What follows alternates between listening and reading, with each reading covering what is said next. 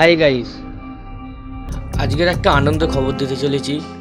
SBS সিরিজের নতুন গল্প অচিন পাখি কাহিনী অবলম্বনে কর্মফল আগামী 16ই ডিসেম্বর মুক্তি পেতে চলেছে। না, সকলেই দেখবেন গল্পটা আপনাদের খুব ভালো লাগবে।